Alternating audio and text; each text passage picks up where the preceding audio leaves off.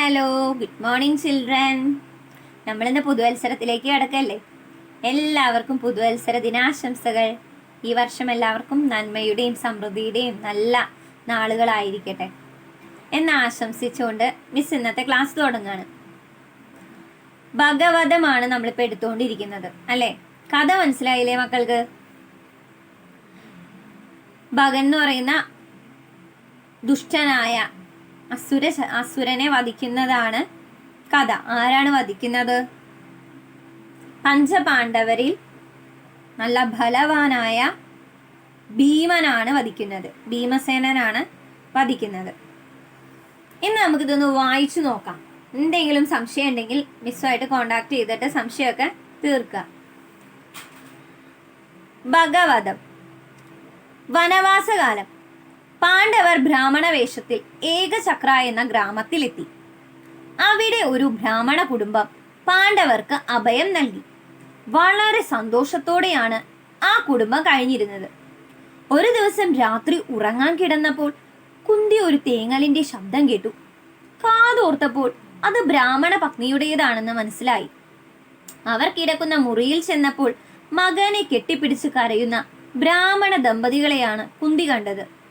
വൃദ്ധനായ അച്ഛൻ പറയുന്നു, മോനെ, ആഹാരവുമായി ഞാൻ പോകാം. നീ ചെറുപ്പമാണ്.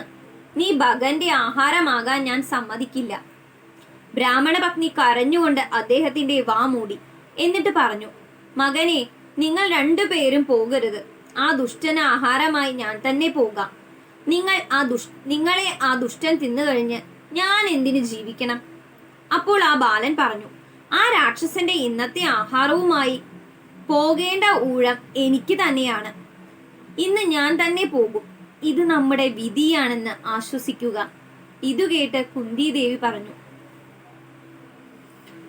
അല്ലയോ അന്തണ, നിങ്ങളെ എന്തോ കാര്യം അലട്ടുന്നുണ്ടല്ലോ. പരിഹാരമില്ലാത്ത കാര്യമില്ല. ദയവായി എന്നോട് പറയൂ. ആ ബ്രാഹ്മണൻ പറഞ്ഞു, ദേവി, ഇത് പരിഹരിക്കാനാകാത്ത വിഷയമാണ്.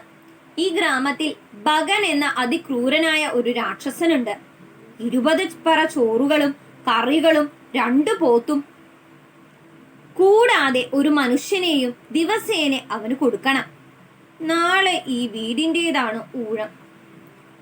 ആഹാരം കൊണ്ടുപോകേണ്ടത് ഞങ്ങളുടെ ഈ ചെറിയ ബാലനും. പറയൂ ദേവി, ഇത് പരിഹരിക്കാനാകാത്ത വിഷയം തന്നെയല്ലേ? കുന്തി ചിരിച്ചു. എന്നിട്ട് ശാന്തമായി പറഞ്ഞു, നിങ്ങൾ സമാധാനമായി കിടന്നുറങ്ങൂ. ഇപ്പോൾ ഞങ്ങൾ നിങ്ങളുടെ കുടുംബത്തിലെ അംഗങ്ങൾ തന്നെയാണ്. നാളെ എൻ്റെ പുത്രന്മാരിൽ ഒരാളാവും ഭഗന് ആഹാരവുമായി പോവുക. വീട്ടുകാരുടെ എതിർപ്പിനെ വകവയ്ക്കാതെ കുന്തി ഭീമനെ വിളിച്ച് കാര്യം പറഞ്ഞു. ഒരു കാളവണ്ടി നിറയെ ചോറും കറികളും പായസവും കണ്ടപ്പോൾ ഭീമസേനന് സന്തോഷം അടക്കാൻ വയ്യാതായി. ഭീമൻ ഭഗന്റെ കൊട്ടാരത്തിലേക്ക് യാത്ര പുറപ്പെട്ടു. വിഭവങ്ങൾ കാളവണ്ടിയിൽ വെച്ച് തന്നെ ഭീമൻ അകത്താക്കി തുടങ്ങി. ഈ സമയം ആഹാരം എത്താൻ വൈകിയതിൽ ക്ഷുഭിതനായ ഭഗൻ കോപിച്ച് അലറിക്കൊണ്ടിരിക്കുകയായിരുന്നു. കാളവണ്ടി കൊട്ടാരത്തിന്റെ കവാടത്തിലെത്തി. ഭഗൻ അലറിക്കൊണ്ട് പാഞ്ഞെടുത്തു. ഭീമസേനൻ വിഭവങ്ങൾ ഉരുട്ടി ഉരുട്ടി കഴിക്കുന്നത് കണ്ട് ഭഗന്റെ കോപം ആളിക്കത്തി.